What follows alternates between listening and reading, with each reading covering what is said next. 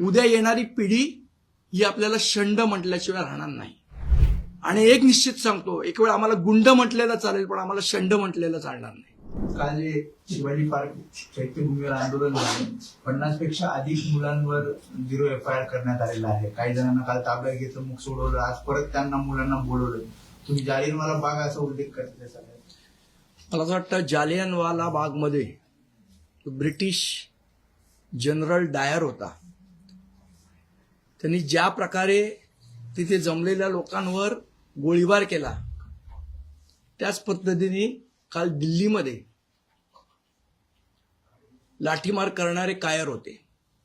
तो एक जनरल डायर होता आणि काल दिल्लीत विद्यार्थ्यांवर अमानुषपणे लाठीचार्जचा आदेश देणारे कायर होते. मला असं वाटतं की हे जे सरकार आहे आणि हे जे विद्यार्थी आहे, हे विद्यार्थी काय चायनामधनं आलेले नाहीत, पाकिस्तानमधनं आलेले नाहीत, हे आपलेच विद्यार्थी आहेत ना. मग आपल्याच विद्यार्थ्यांशी तुम्ही संवाद साधू शकत नाही? निदान ब्रिटिश लोक गांधीजी उपोषणाला बसले तर त्यांना भेटायला तरी यायचे, त्यांच्याशी बोलायला तरी यायचे. हे सरकार तर ब्रिटिशांपेक्षा गायबुजरं झालंय की हे त्यांच्याशी बोलायला पण तयार होत नाही. मला असं वाटतं हा जो सत्तेचा माज आलेला आहे, त्याच्या विरोधात जे विद्यार्थ्यांनी आंदोलन केलंय, त्या विद्यार्थ्यांना खरोखर आम्ही सलाम करतो. ज्या हुकुमशाहीच्या विरोधात त्यांनी आंदोलन उभारलंय, हे निश्चितपणे त्यांचं अभिनंदन करणारं आहे. आणि त्यांच्या पाठी सर्व जनता सक्षमपणे उभी आहे, हे त्या विद्यार्थ्यांनी लक्षात ठेवावं. आणि अशा प्रकारे लाठीचार्ज करून, काल तर दादरमध्ये ज्या पद्धतीचा अमानुष लाठीचार्ज, काय करत होते ते विद्यार्थी? घोषणा देत होते ना.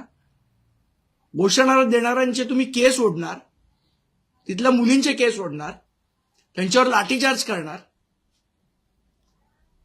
याच्या विरुद्ध कोणी बोलायचं नाही. मला असं वाटतं ही वेळ आहे, आपण सगळ्यांनी याच्या विरुद्ध बोलायला पाहिजे. नाहीतर उद्या येणारी पिढी ही आपल्याला शंड म्हटल्याशिवाय राहणार नाही. आणि एक निश्चित सांगतो, एक वेळ आम्हाला गुंड म्हटलेलं चालेल, पण आम्हाला शंड म्हटलेलं चालणार नाही. त्यामुळे निश्चितपणे आम्ही सगळेजण त्या विद्यार्थ्यांच्या पाठी उभे आहोत. सन्माननीय अमित ठाकरे यांच्या नेतृत्वाखाली जाऊन आम्ही त्यांना भेटून पण आलो आणि आजही आम्ही ठामपणे त्यांच्या पाठी उभे आहोत.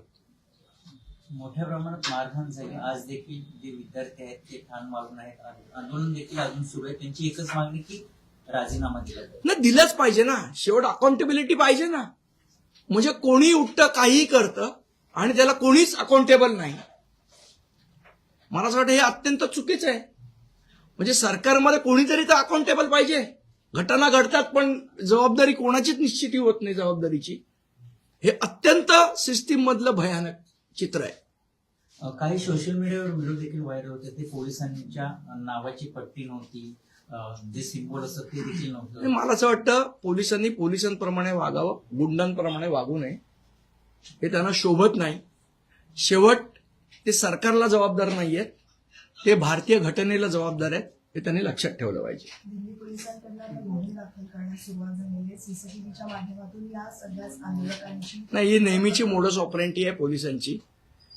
नंतर गुन्हे दाखल करायचे, त्यांना केसेसमध्ये अडकवायचे, त्यांचे पासपोर्ट आहे. मला असं वाटतं एक काल का परवा मी नरेंद्र मोदींचं भाषण ऐकत होतो आणि त्याच्यात ते पंतप्रधान त्यावेळेचे मनमोहन सिंग यांना सल्ला देत होते की लाठीचार्ज कसे तुम्ही करता, लाठीचार्ज करणं चुकीचं आहे वगैरे. मला असं वाटतं एकदा स्वतःचं भाषण त्यांनी स्वतः ऐकलं पाहिजे.